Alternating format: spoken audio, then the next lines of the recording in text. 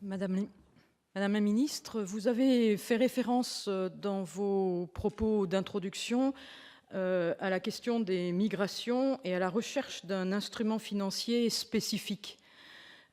Pourriez-vous nous dire un peu plus sur la nature de cet instrument et sur la position française, et en particulier sur le risque qu'il y a? J'avais déjà posé un peu la question d'une autre manière lors de votre audition à la commission des affaires européennes, mais les tentations qu'il y aurait à faire de cet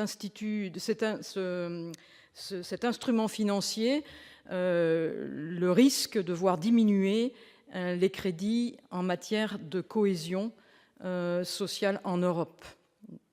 Donc je voudrais savoir quelle est la position du gouvernement français là-dessus et jusqu'où le gouvernement français ira, étant entendu que la création d'un instrument financier européen est une bonne chose dans la mesure où il manifeste une mutualisation européenne sur cette question-là et qu'il donne quelque part du sens à l'action publique européenne. Merci infiniment. Merci, cher collègue. Madame la ministre, à vous de clôturer.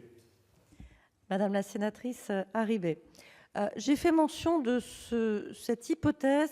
Ça n'est aujourd'hui encore qu'une hypothèse. Elle a été émise en particulier par le président du Conseil, Donald Tusk.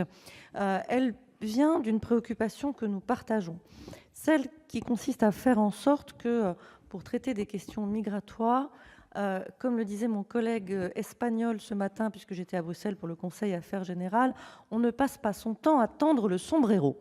C'est-à-dire qu'on ait la certitude d'avoir des crédits qui permettent de réagir vite, bien et efficacement. Jusqu'à présent, qu'il s'agisse des fonds utilisés pour l'accord signé avec la Turquie, ou qu'il s'agisse aujourd'hui du fonds fiduciaire d'urgence destiné aux pays d'origine des migrations, le tour de table est toujours assez lent, il est parfois difficile. On vient tout juste de finaliser le tour de table sur la fenêtre Afrique du Nord du Fonds fiduciaire d'urgence. C'est donc une fragilité dans l'efficacité de notre action.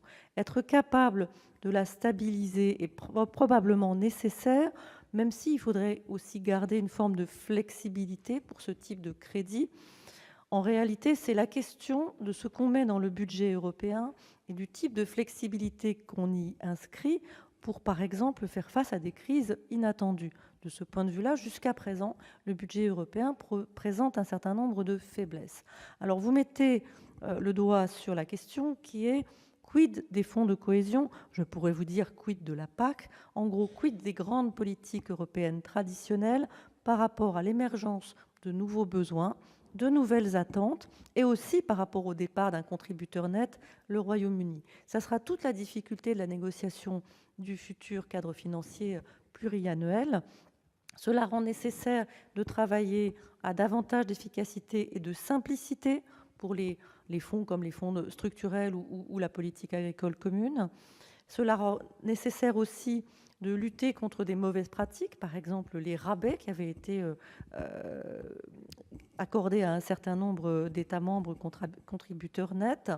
Et cela doit aussi nous inciter à réfléchir à de nouvelles ressources propres. De ce point de vue-là, le groupe de travail qui avait été présidé par Mario Monti avait fait des propositions intéressantes.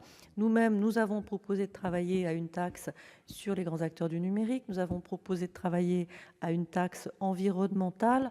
Le moment est sans doute venu de faire preuve de créativité.